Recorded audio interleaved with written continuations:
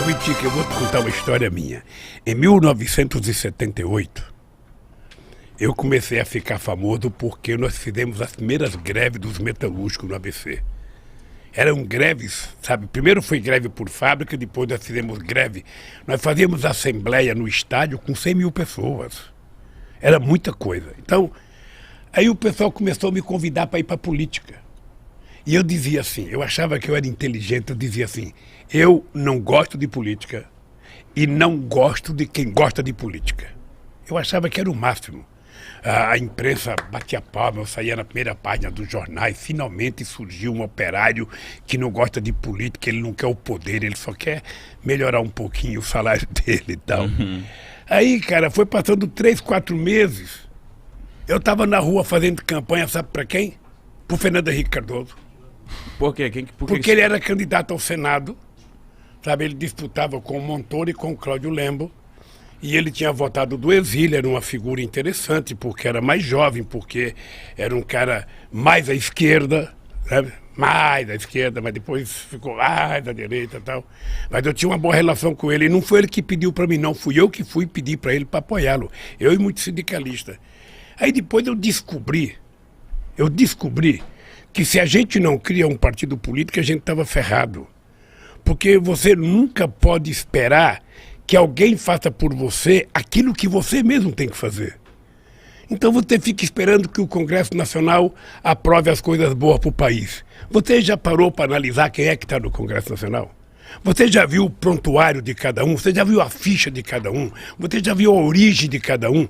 Se você não vê isso, você não vai saber votar. Se você não vê, você vai votar equivocadamente. É como se você fosse colocar uma raposa no seu galinheiro achando que a raposa vai engordar as galinhas. Não vai, vai comer as galinhas. Então eu descobri que era preciso fazer um partido. Descobri porque eu fui no Congresso brigar para não aprovar uma lei. E quando eu cheguei lá, eu percebi que não tinha nenhum trabalhador. Aí então eu comecei a fazer política, sabe? Eu fui gostando da política, e eu achei que era o caminho. Se você está descontente com alguma coisa, é através da política que você vai mudar. Sabe? Então você tem que participar, você tem que saber como participar. Sabe? E quando eu digo isso, ô Mitica, eu digo o seguinte, veja, eu não acho que um artista, eu não acho que um cara tem que dizer eu voto em fulano, não tem que dizer nada, ele tem que ser profissional, fazer o programa dele, dizer o que ele bem entender. Ele é político na hora que ele vai votar, a não ser que ele queira assumir publicamente a tarefa.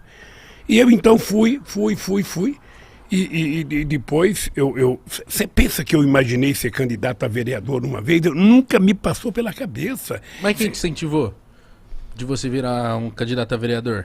Veja, eu não fui vereador. Eu fui candidato a deputado a governador de São Paulo em 82. Eu, Franco Montoro, Reinaldo de Barros, Cláudio,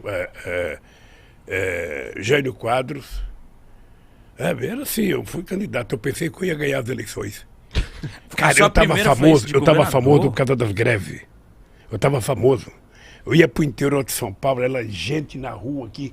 As pessoas não imaginavam como é que eu juntava tanta gente na rua. Eu dava autógrafo. Tinha um livro que foi lançado meu chamado Lula, Entrevistas e Discursos. Eu descia do palanque, lá tinha que dar autógrafo, sabe?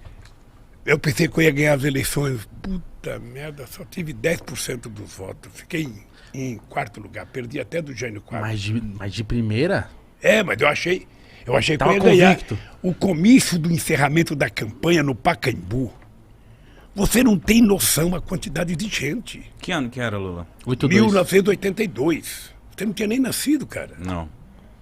Até eu tinha nem nascido. Não tava. Aí eu fui lá.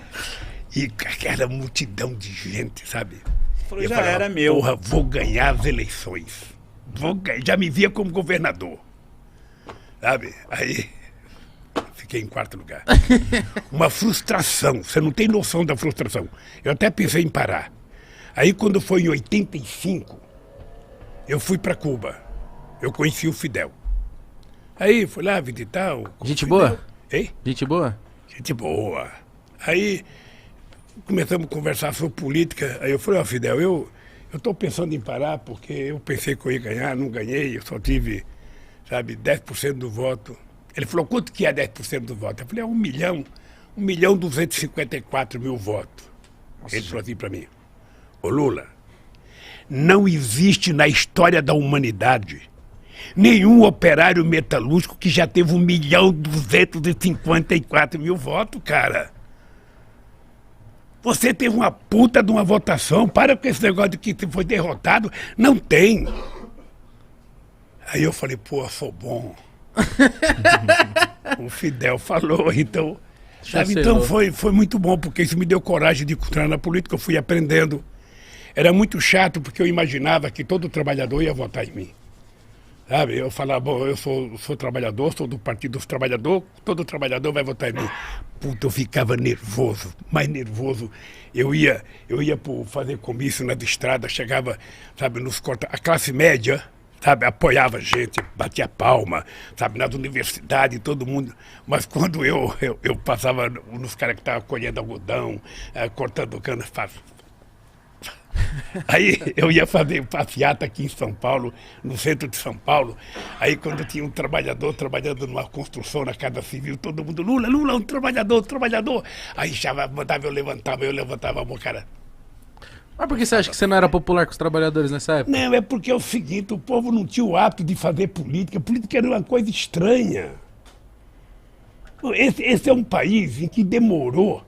A mulher só foi ter o seu primeiro voto em 1934, porque ganhou na justiça.